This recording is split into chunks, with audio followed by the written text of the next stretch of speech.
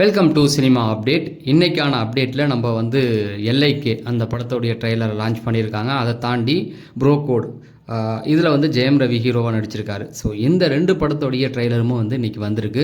So இதை பற்றின சுவாரஸ்யமான விஷயங்களை தான் இந்த வீடியோவில் நம்ம பேச போகிறோம். இந்த ரெண்டு படத்துக்கும் ஒரு ஒற்றுமை இருக்குது, அதை வந்து இந்த வீடியோட எண்டில் சொல்கிறேன். ஃபஸ்ட்டு எடுத்தவொடனே எல்ஐகே எல்லாருமே வந்து ரொம்ப நாள் எதிர்பார்த்துக்கிட்டு இருந்தோம். விக்னேஷ் சிவன் வந்து தானா சேர்ந்த கூட்டத்துக்கு அதுக்கப்புறமேட்டுக்கு ஒரு படம் பண்ணார் விஜய் சேதுபதியை வச்சு, காத்து வாக்கில் 2 காதல். ஓகே, ஓரளவுக்கு நார்மலாக போச்சு. அதுக்கப்புறமேட்டுக்கு அஜித்தை வச்சு படம் பண்ணுறதா இருந்து அதை அஜித் வேணாம் அப்படின்னு சொல்லி அதுக்கப்புறம் ஜஸ்டிஸ் ஃபார் விக்னேஷ் சிவன் அப்படின்னு சொல்லி நிறைய விஷயங்கள் பேசப்பட்டது. அதுக்கு அஜித் தரப்புலேருந்து ஒரு சில விஷயங்கள் டைரெக்டாக சொல்லனாலும் என்னென்னா, அஜித்தை தாண்டி லைக்கா கிட்ட இவர் போய் பேசிட்டார். இவங்களும் நயன்தாராவும் அஜித் சார் வந்து கதையை ஓகே பண்ணாத நேரத்தில் இவங்க போய் அந்த கதையை வந்து லைக்கா கிட்ட ஓகே பண்ணிட்டாங்க. அதனால டென்ஷன் ஆகிட்டார் அப்படிங்கிற மாதிரிலாம் சொல்லிட்டு இருந்தாங்க. சரி, அதெல்லாம் போனது. அதுக்கப்புறமேட்டுக்கு பிரதீப் ரங்கராஜனை வச்சு, ஏன்னா பிரதீப் ரங்கராஜன் லவ் டுடே படம் பண்ணி ரொம்ப பெரிய அளவில் அந்த டைமில் இருந்தார். அதுக்கப்புறம் டிராகன் படமும் வந்து இப்போ நல்ல ஒரு பெரிய ஃபேம் அவருக்கு இருக்குது. சிவகார்த்தியன் அதாவது தனுஷ் அந்த ரேஞ்சுக்குள்ள அவர் கொண்டு போகிறாங்க. அதுக்கேற்ற மாதிரி அவருடைய படங்கள் 100 கோடி வசூல் பண்ணிக்கிட்டே இருக்குது. அதுதான் அவருக்கு வந்து கிடைத்த மிகப்பெரிய வரம் அப்படின்னு சொல்லலாம். இப்போ அவரை வச்சு ஒரு படம் பண்ணார். ட்ரெய்லர் காமிச்சாங்க. உண்மையாக சொல்கிறேன், விஷுவல் ட்ரீட் அப்படிங்கிறது தான். ஏன்னா சிஜி அப்படிங்கிற ஒரு சில விஷயங்களில் வந்து ராஜமௌலிக்கு அப்புறம் ஹிந்தியில் பார்த்தீங்கன்னா அந்த இப்போ வார் 2 பண்ணாங்கள்ல, அவங்க கம்பெனி எஸ்ராஜ் ஃபிலிம்ஸ், அவங்க அதில் வர எல்லா சிஜியுமே ஓரளவுக்கு ஓகேவாக தான் இருக்குது. அதுலேயே நிறைய குறைகள் சொன்னாங்க, நம்ம பார்த்துருக்கலாம்.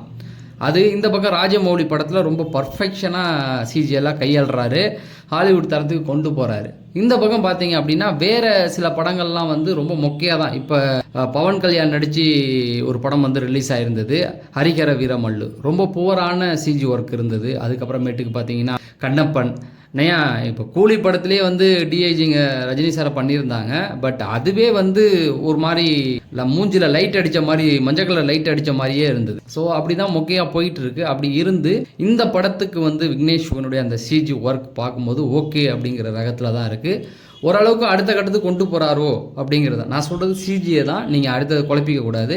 அந்த சிஜி ஒர்க்கு, விஎஃப்எக்ஸ், இந்த மாதிரியான விஷயங்கள் அதில் பார்க்கும்போது ரொம்ப சூப்பராகவே இருக்குது. ஒன்றுமே கிடையாது. 2048 வந்து லவ்வை பற்றி, அந்த லவ் வந்து இருக்கா இல்லையா அதை நம்பிக்கிட்டு இருக்காரு ஹீரோ. அதை விற்கிற மாதிரியான சில ஏற்பாடுகள் அது நிறைய ஏற்கனவே ஹாலிவுட்டில் அந்த மாதிரி வந்திருக்கு. அதை வந்து இப்போ நம்ம பேச வேண்டாம் அப்படிங்கிறதுக்கு தான். ஸோ அந்த மாதிரியான ஒரு கேரக்டரில் வந்து எஸ்ஜே சூர்யா பண்ணிக்கிட்டு இருக்காரு. ஸோ ஆனால் நல்ல விஷுவலாக பார்க்கும்பொழுது ஒரு ஹை குவாலிட்டி சிஜி பண்ணியிருக்காங்க அப்படிங்கிறது நல்லாவே தெரியுது. பட் நான் ட்ரெய்லரில் பார்த்த வரைக்கும் ரொம்ப நல்லாவே வந்திருக்கு. படத்துலையும் இருந்தால் கண்டிப்பாக அடுத்த கட்ட ஒரு முயற்சி தமிழ் சினிமாவை கொண்டு போகிறது தான். ஏன்னா இந்த மாதிரி இந்த விஎஃப்எக்ஸ் நல்லாவே பண்ண ஆரம்பிச்சிட்டாங்க அப்படின்னா அடுத்த கட்டத்துக்கு கண்டிப்பாக போயிடும். இப்போ அந்த மாதிரி இதில் தான் ரொம்ப சோதனைக்கு உட்படுறாங்க.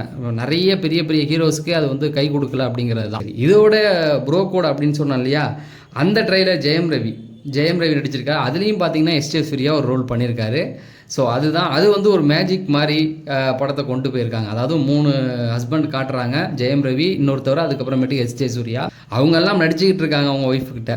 ஸோ அதை காமிச்சு அதுக்கப்புறம் அவங்க அதுலேருந்து தப்பிச்சு போகிறதுக்கு சில வழிகள் இருந்தால் தப்பிச்சு போக தயாராக இருக்காங்க அப்படிங்கிறது தான். ஸோ ரெண்டுமே வந்து விஷுவலாக வந்து நல்லா இருந்தது. ரவி மோகன் அதான் ஜெயம் ரவிக்கு இது கை கொடுக்கணும் அப்படிங்கிறது தான். ஏன்னா பொன்னியின் செல்வனுக்கு அப்புறம் அவர் பண்ணுற எல்லா படமும் ஃப்ளாப்பில் தான் போயிட்டு இருக்கு. கண்டிப்பாக இந்த படமும் வந்து அவருக்கு ஒரு நல்ல ஃபேமை ஏற்படுத்தி கொடுக்கும் அப்படிங்கிறது தான். தொடர்ந்து இந்த மாதிரி சினிமா சார்ந்த அப்டேட்டுகள் தெரிஞ்சுக்க நம்ம சேனலை சப்ஸ்கிரைப் பண்ணிட்டு இந்த வீடியோ நீங்கள் லைக் பண்ணால் இன்னும் நிறைய பேருக்கு போய் சேரும். அதனால் லைக் பண்ணுங்கள்.